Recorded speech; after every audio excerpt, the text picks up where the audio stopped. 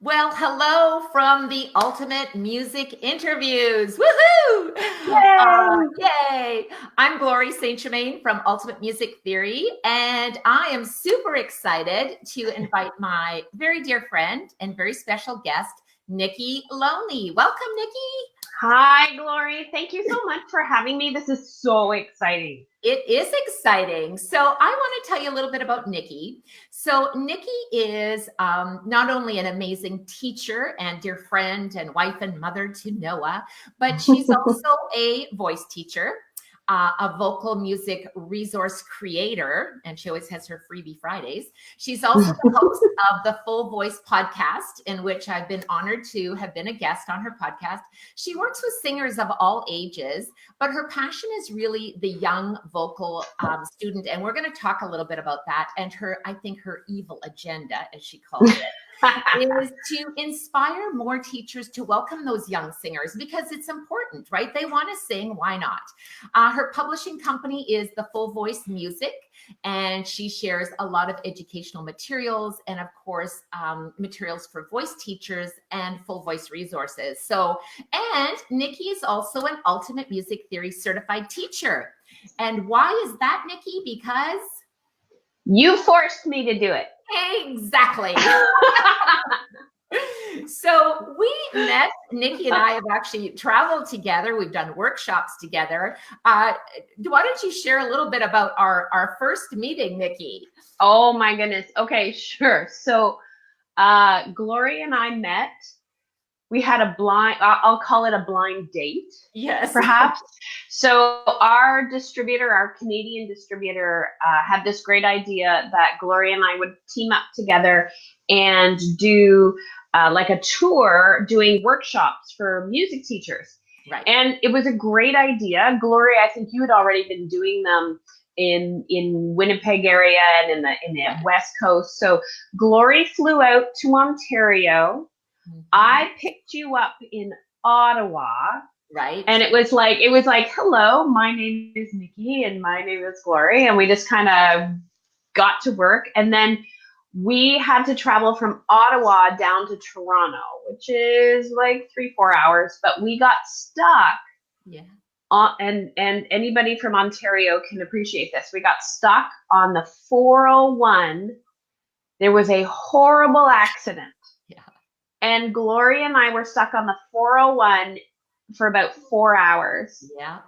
And we got to know each other. We talked. We knew each other's life stories. We knew our deepest, darkest secrets.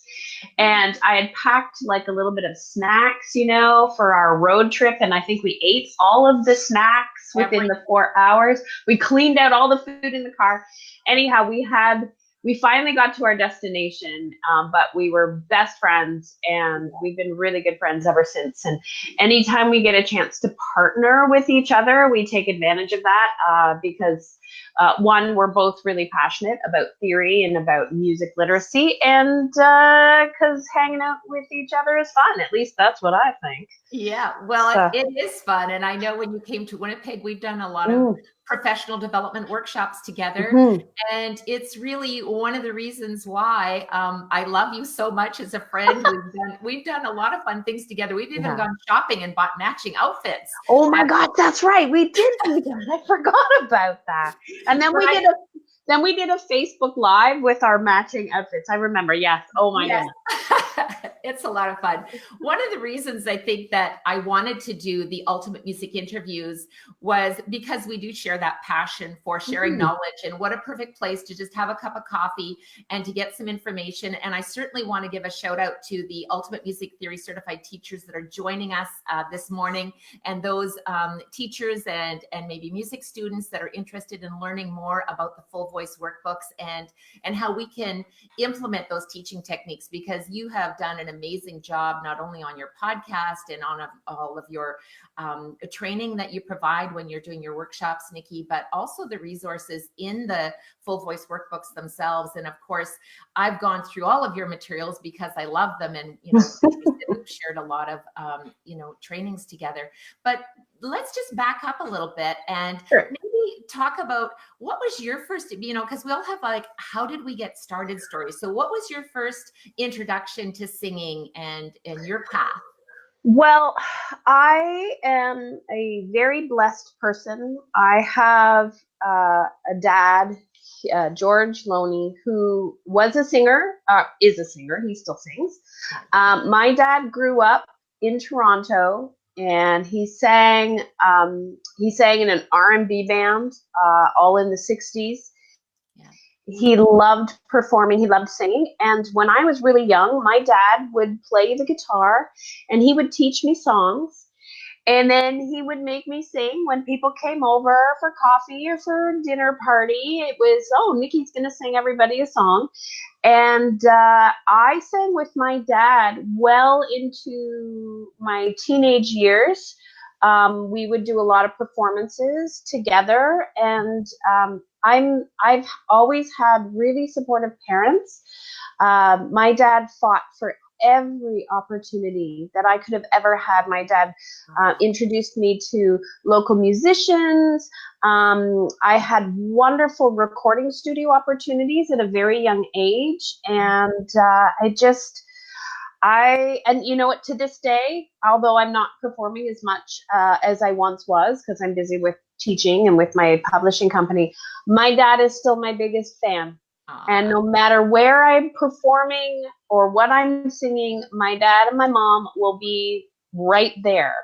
And I'm so lucky, because I know not everybody has that support. Yeah. And when I was old enough and started to decide, post-secondary, I was going to continue with music, my parents were like, of course you are, like, good for you. And I had that support all the way through. So I'm really lucky that way. I don't take that for granted. I talk to my dad, every week, and there's always a conversation about music or something, or asking me what I'm up to. So yeah. So that's how I got started.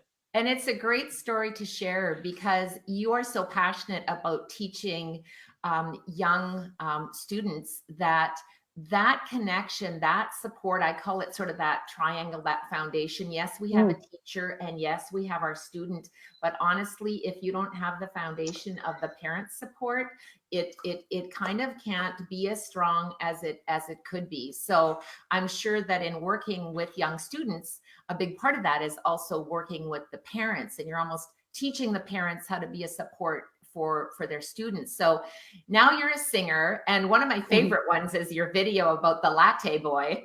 Oh, that's a fun little song. Yes.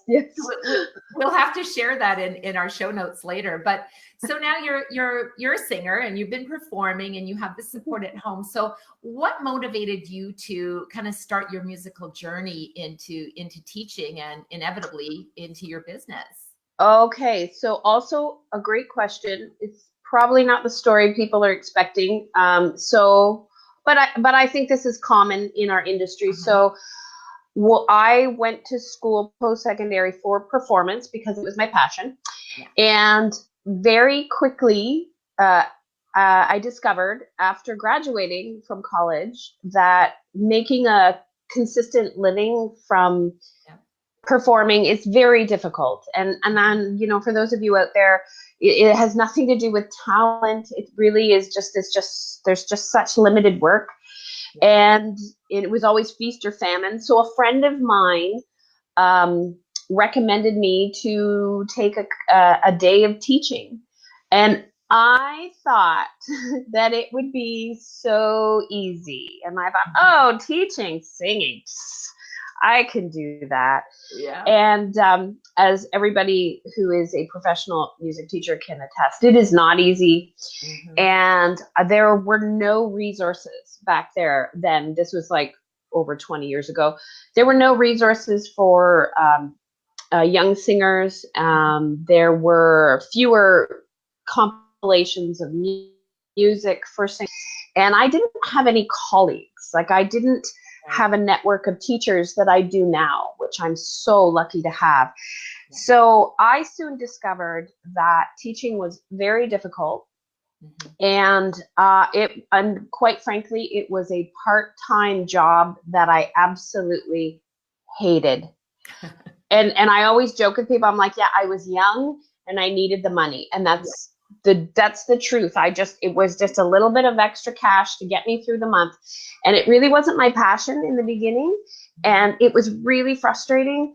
I had students of all ages. I had no support. I was in a very small music school. They didn't have really a lot of resources, and it was tough. And what was really challenging was the younger students, the really young singers were just the most difficult, and I really struggled with them.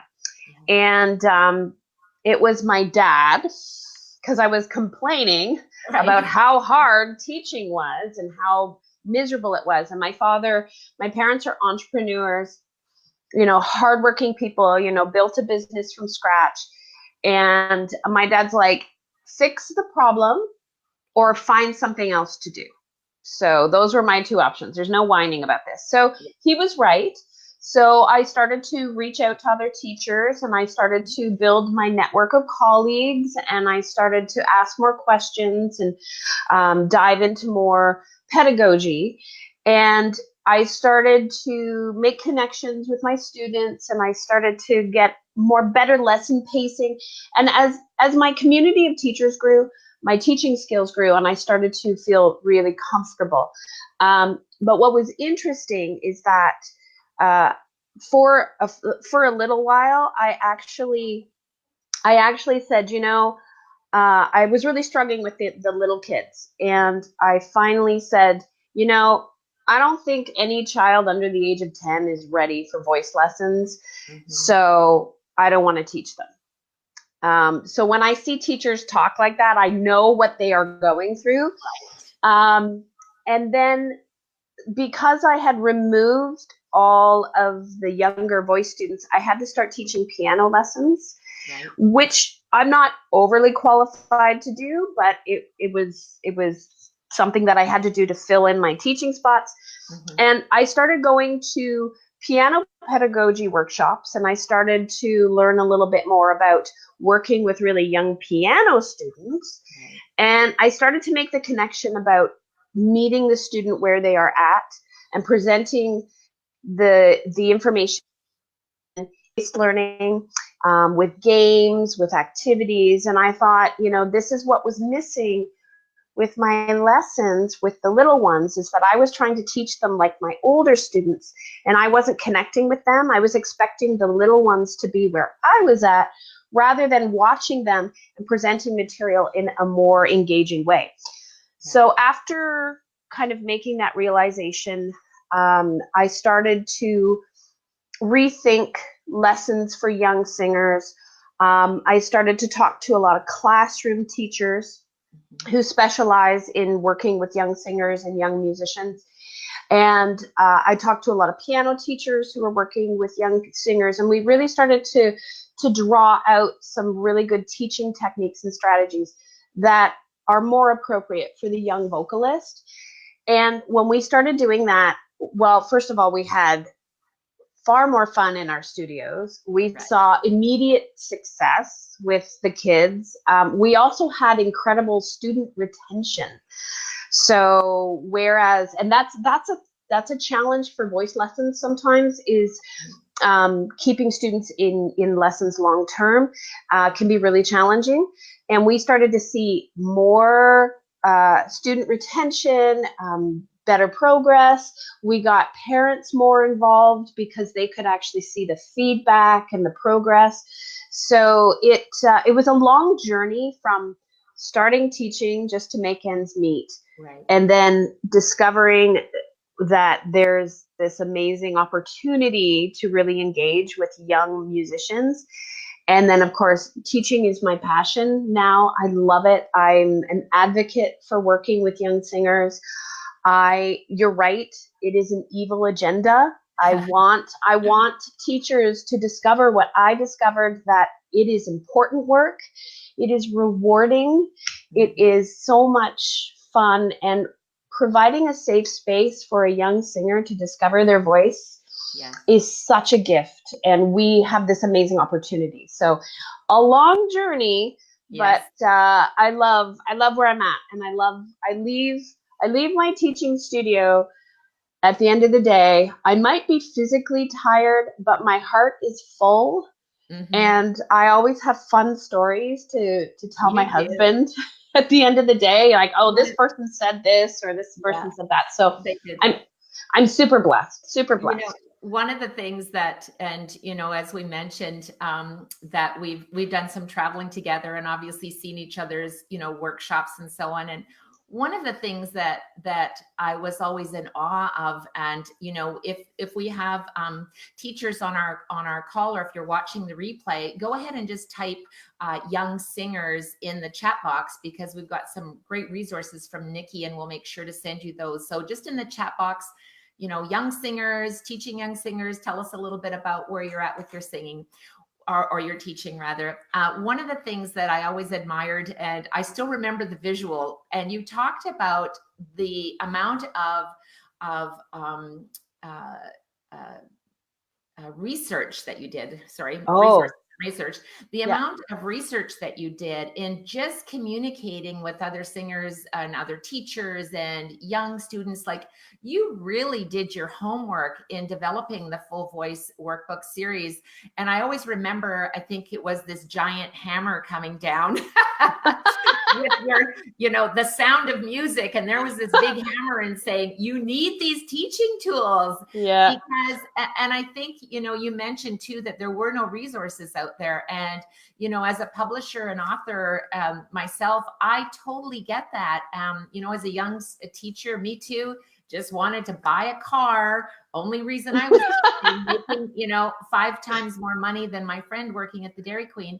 But Right. I think that by providing these, and in this day and age, how we can connect, through our Facebook groups and through networking, like, the opportunities now to learn is incredible.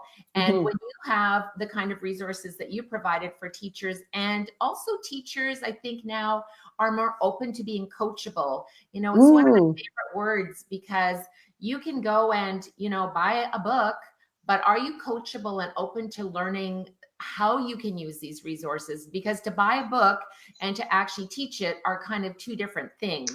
Good So point. maybe a little bit about, in connecting with teachers, and obviously you do a lot of that through your podcasts and, Mhm. your Facebooks and so on.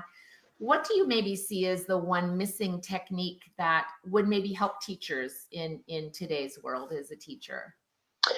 That is a great question, and first I want to back up there. I want to thank you for uh, acknowledging how much research You went did. into anybody that's a resource creator and has. I mean, it is a lifetime Yes. of work, Yes. and one of the things that I really want teachers to know, if they're looking at that are resources, is that they have been thoroughly kid and teacher tested, and kid comes first. Yes. So with our stuff, if the kids don't like it, it doesn't get published. And we actually delayed putting out the third edition books because we everything that we put out has been put in front of a child. We've watched them, how they engage with it, and it's about them.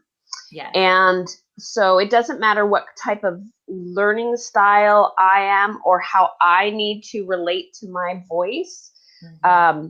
I need to actually be really present and watching my students and see how they use the materials and see how it encourages them to sing or explore or learn a new theory concept.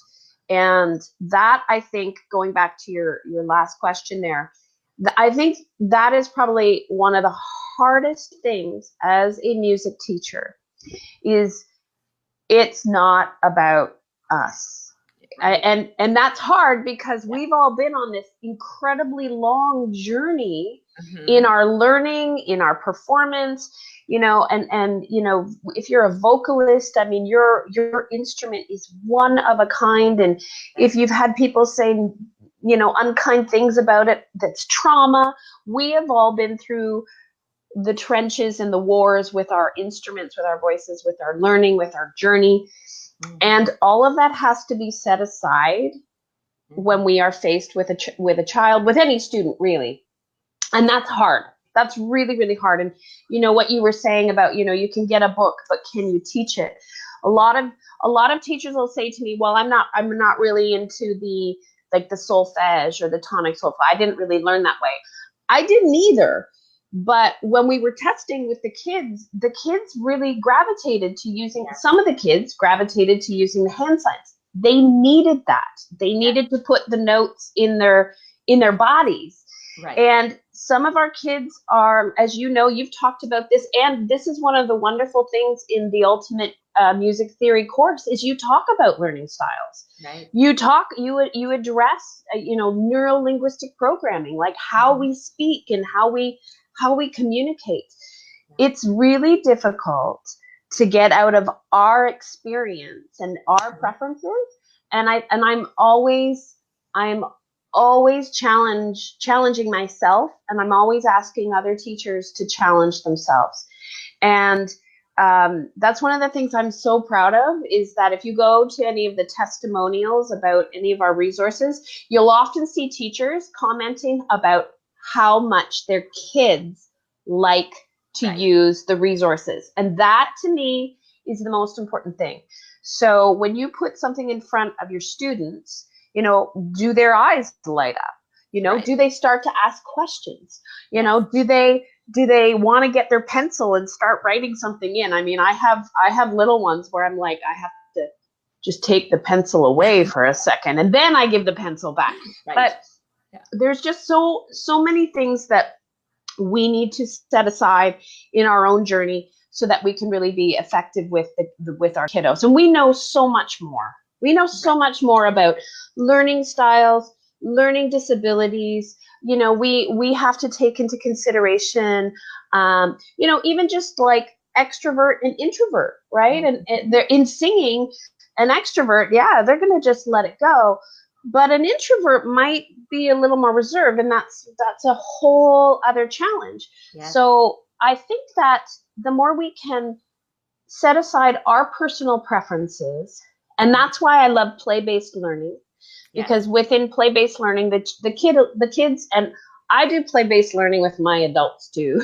Yes. Adults need to play around too. They do.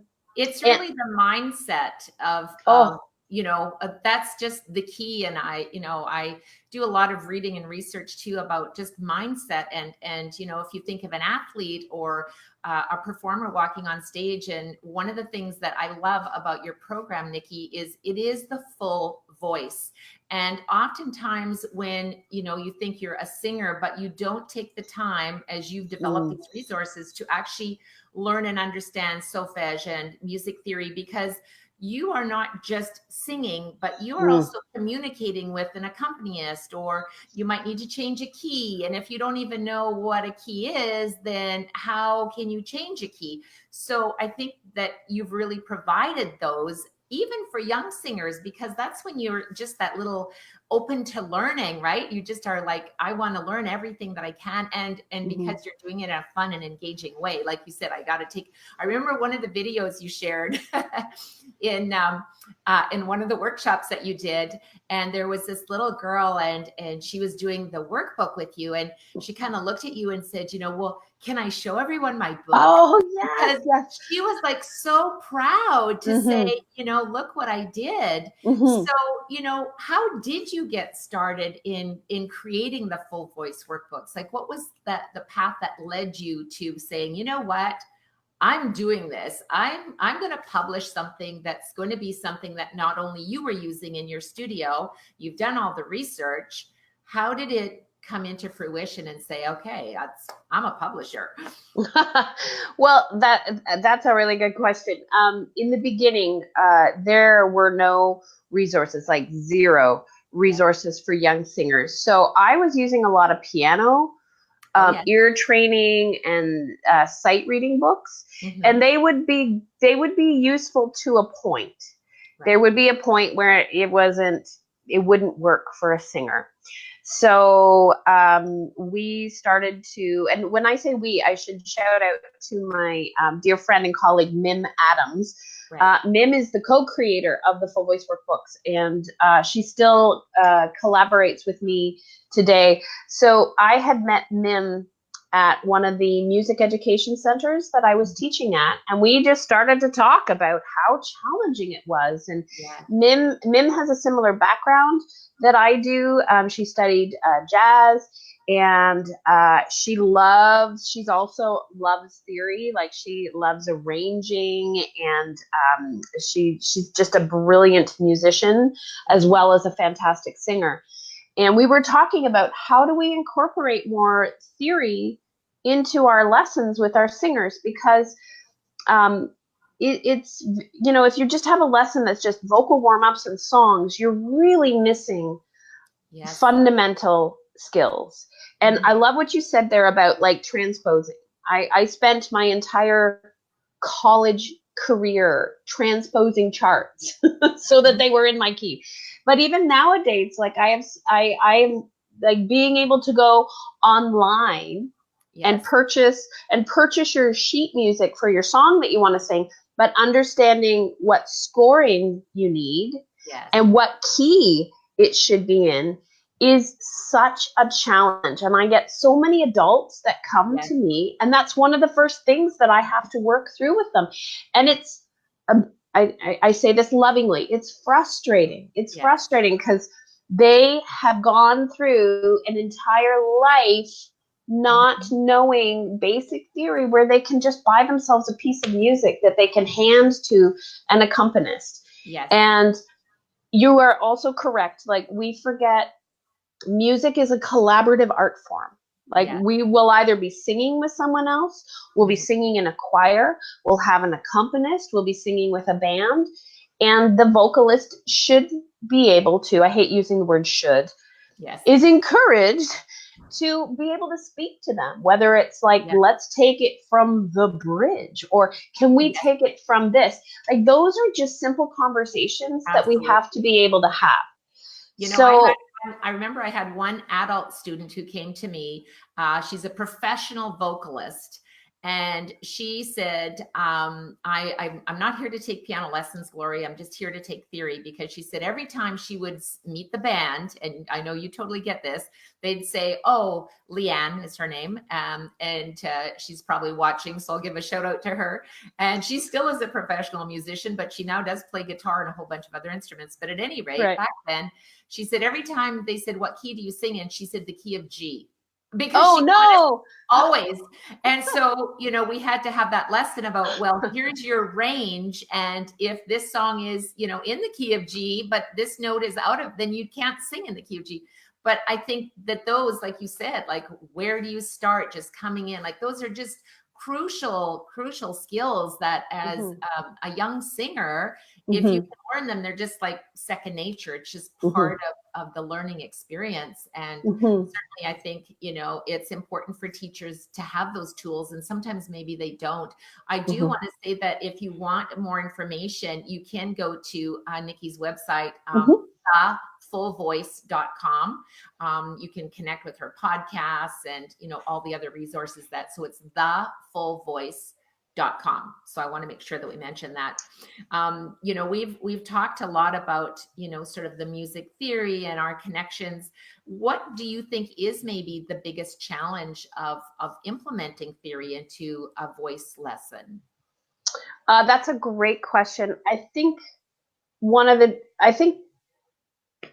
a lot of teachers, we really want to specialize. We really want to focus on just voice production. And not that that's not important. Healthy singing and developing the voice is so important. But if you're working with younger singers, and by younger singers, I mean like, under 20, right? Like singers that are just learning, but especially introductory vocal music lessons, we have to have a well-rounded approach for all the reasons that we just said, right? Music is a collaborative art form.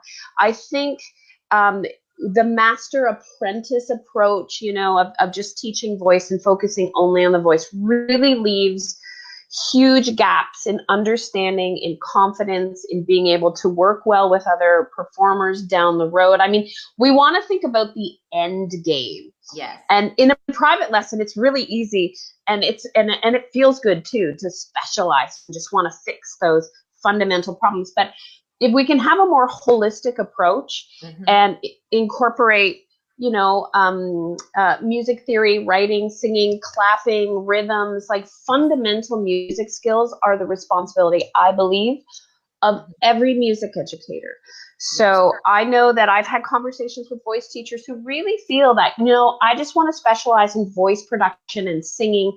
And I get that. I do. There's nothing more that I like. I love a lesson where we can just work on some very specific vocal challenges. I love those lessons. Yeah.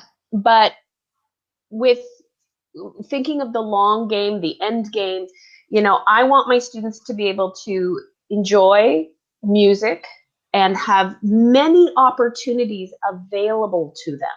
So I want them to be able to, communicate with an accompanist. I want them to be able to look at a piece of music and be able to follow it and know when to come in. I want them to be able to clap and tap a rhythm, or hey, maybe even pick up a percussion instrument and join in the band. Like we have so many opportunities, so many more opportunities when we can facilitate comprehensive lessons.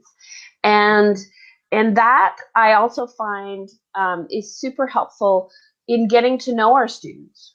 Right. So we get to know a little bit more about their learning styles, about how they process information, how they communicate when we are doing more comprehensive lessons. I mean, just watching a child write in a workbook can tell you a lot about how you need to pace your lessons. And that, like, if I see a student that's really struggling, that needs to write really slowly, I'm going to have to slow down my lesson pacing. It might take them longer. It might take them more repetitions. And that is never a bad thing. Like, we all learn differently. And that is the one gift, I think, of being a private teacher, is that we can cater to that child. We don't need to rush them through a curriculum. We don't need the here in North America, like the September to June mentality of we've got to be here and then we've got to be here at the end of the year. That's where kids fall through the cracks. That's where kids get lost. And I mean, classroom teachers struggle with that, and God bless them. I don't know how. I have 5 kids in my introductory vocal class, and there are days where like it feels like 100 kids. Yeah. Well, and you're right, because you are teaching, even within that group, you have visual, auditory, kinesthetic learners, and we do learn differently. And on top of that, there's submodalities, and so there is a lot to take in as an educator. And I think sometimes just taking a moment to observe and listen, what are they interested in? Because when you start and you're teaching young children and you've been teaching for a long time, so the great thing is sometimes those young students stay with you for a long time, and you get to see them either going off to college, or maybe this one loves to sing jazz and this one wants to sing pop, and this one aspires to sing opera. They just want to go sing at Carnegie Hall. Like, they all have different aspirations, and put them on that path, but give them the tools to be successful in whatever genre they're going to move into. I think that's really a huge responsibility as an educator, is to not just think about the lesson. And as you said, don't just think about September to June, but think about the end game. What excites them? What are they listening to on their iPod or their iPhone? Like, what is that language? Because it's different for all of us. Even I look at my own students, and some of them, yes, they do love classical music. Some of them, yes, they do want to improvise and play jazz. So I think to teach to the whole student and to teach with the full voice in mind is that it's beyond just, I'm singing this song, this is my repertoire, but you're really providing them with the tools to be successful in the long run and in the end game. And I do want to mention that Nikki is also providing a free resource for you. So if you just wanted to type in the chat box, full voice, we'll make sure to get you that at the end. We'll throw that into the link. So just full voice, type it in and we'll send you that. We do have some comments here, and I should just reach out. So Christopher is asking how to keep adults from feeling belittled by play-based learning. As if we think they're still children or not an adult intelligence level. So this is a question from Christopher, how to keep adults from feeling belittled by the play-based learning. So I'm going to let you take that one, Nikki. Sure. That is a great question.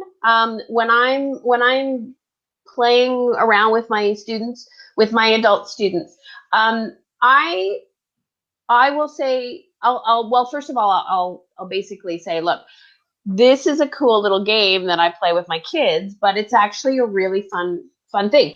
Do you want to try it? Or what, I don't say you are going to do this, or, this is, I, with my adults, the adults that come to me, often really need a safe space, just like children do.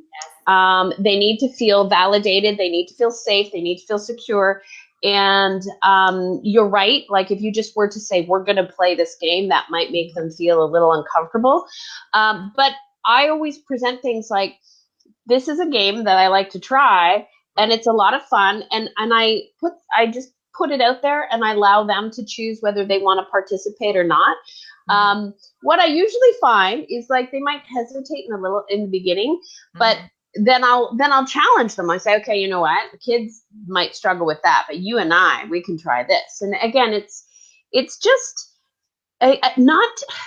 I always encourage my students of any age to embrace the word explore.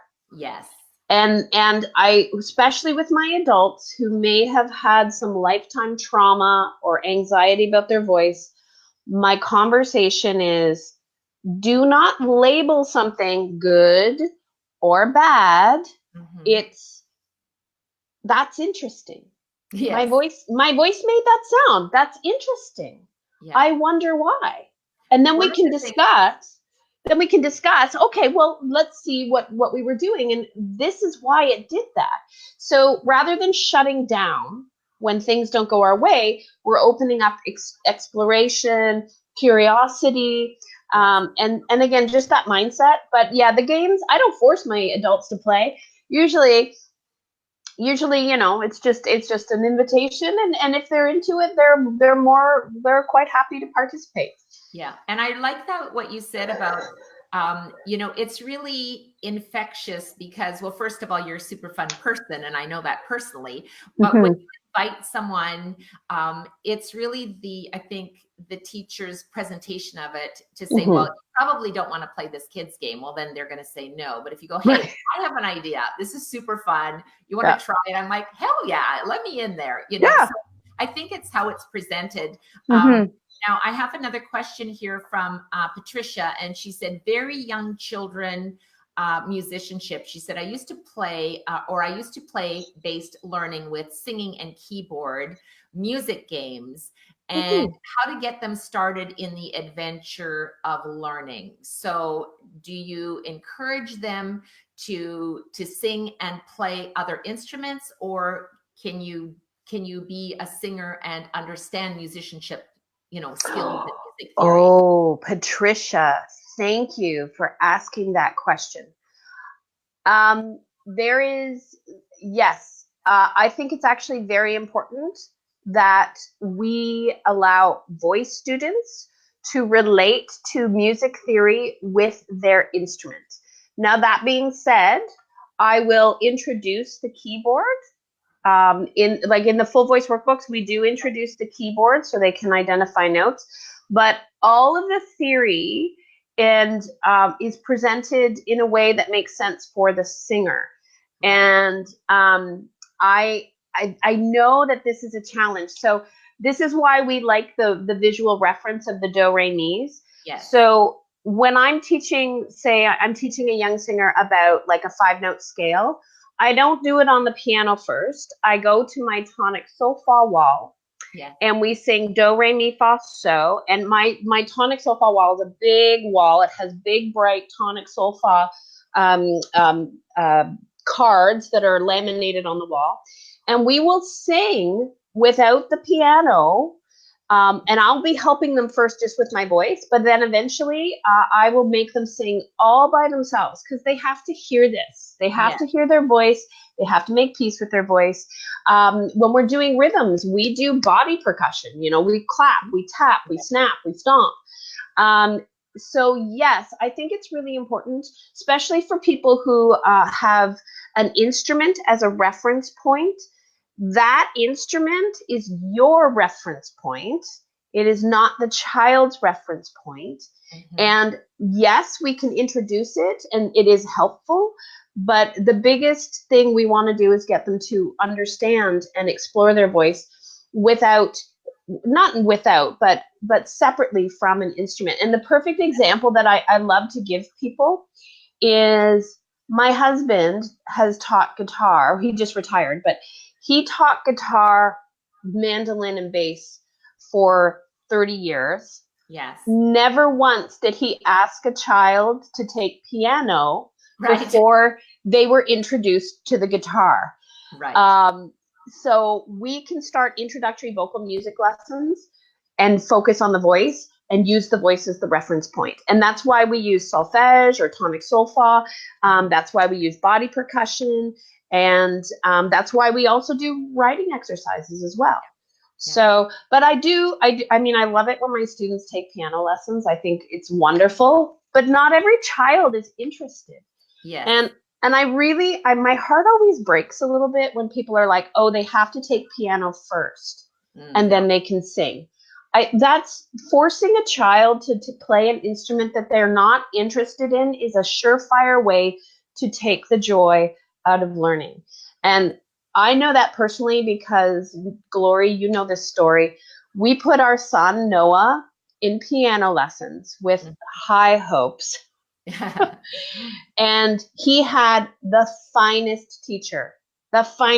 He was a specialized piano pedagogue in children's music. They were fun. They were interactive. He played drums. He did off the bench games. It was a cool lesson. Yes. My son is a baseball kid and he hated them. It was misery. So as much as I would love to have my son do those things, and he's very musical, he loves music, but he's not interested in that. And we tried it for a year and that's not where his heart was. So yes, if you have a child that wants to sing, let them sing. Let them sing. Introduce the piano keyboard, but it's not the point of reference. They can relate theory and everything to their voice, rhythms to their body. And yes, that's a great question. Thank you, Patricia, for asking that.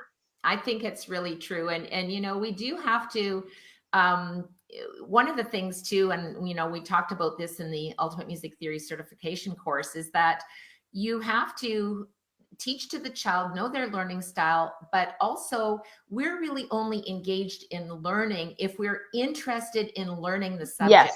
Yes. So, you know, you and I could go take a mechanics course and probably sit at the back and not be interested unless, you know, there was some very, you know, hot instructor telling us, you know, how to start the engine. Yeah. But I think that you have to be interested in a subject to learn it. Mm-hmm. And when you have young children and they are so excited to take singing, it doesn't mean you have to go learn how to play the mandolin before you can start that. And I remember you always saying that. And I thought that just makes so much sense to me that if your passion is that you want to sing and maybe you just want to sing for your little dolls at home in your room because you're only 5, or maybe you aspire to be on The Voice, you know, whatever it is, just give them the tools to get started. And in talking about education, and of course, I'm always, you know, taking some courses. I know you are because we share. What are you working on now, and what are you taking? So, what is coming up for you next? You've created your masterpiece, and I know you continue create full voice resources. But what's next for you in professional development? You got anything coming up? Yeah, I have for the longest time, like probably a decade, Yes. I have wanted to do the Kadai certification, like the Kadai levels. I did do a lot of research on Kadai and ORF when we were developing our resources. Right. And I have a lot of colleagues that have done this certification, and there's just so much wonderful information. So I'm doing it this summer, and it's in London, Ontario, and I'm really excited. It's always been kind of a time thing, and my son was always too young for me to go away. So this is the summer that I actually get to dive into that. I'm really excited. We're working on some really fantastic resources this year that I'm really excited about. We're working on Christmas. That they'll be out in October, but we've actually partnered with some children's composers. So the full voice workbooks don't have any repertoire in them. Right. And there's a reason for that. So I get a lot of emails about this. The reason that the workbooks don't include repertoire is because every child is different. Every voice is different. Mm-hmm. So the teacher needs to assess the child and choose repertoire that suits where they're at, right, where their interests are, gender, age, range, all of that. There will be some songs included in the book. So that's our big project. But this summer I gotta do my Kadai training. And the other things that I've been really interested in lately, and again, it's just about being mindful and present. So I took an introductory meditation course. Nice. Which I was kind of not sure about, but so many strategies for just clearing the noise and being present. Mm-hmm. And I think so important with our students, right? Just not getting in our stories in our heads and just being there. So those are the two big things that I'm looking forward to doing. So that's my fantastic, Nikki. Well, I just want to say thank you so much for hanging out with me today and sharing your story and your amazing resources that are helping teachers all over the world teach young singers how to teach, and all the effective tools and resources that you've created. And of course, the Full Voice podcast, which is available. And thanks to Sean for doing a great job, because I know he works on that with you. I'll tell him. Little shout out to Sean. So thefullvoice.com is where you can go for your resources. Don't forget to just type in full voice because we've got some great resources that we're going to share with you here in the show notes. And any closing remarks, Miss Nikki? Well, no, Glory, I just want to thank you for having me. And again, I always love talking to you. I feel that we don't get to chat enough anymore now that we're not locked in a car on a highway. Well, we may have to change all that, but I know I always enjoy sharing professional development resources with you. And one of the things that you really struck a chord with me, like you said, you're learning this course that you're going to take over the summer. And what I think the mindset that I sort of had an aha moment with too is that how can you have a course that, say 5 people take it, and out of those 5, 1 will become massively successful. Well, maybe one of them will just not do anything. And yet you've had the same teacher, the same opportunities, the same course. What is it that makes the difference between being truly successful and to not? And it honestly comes down to mindset.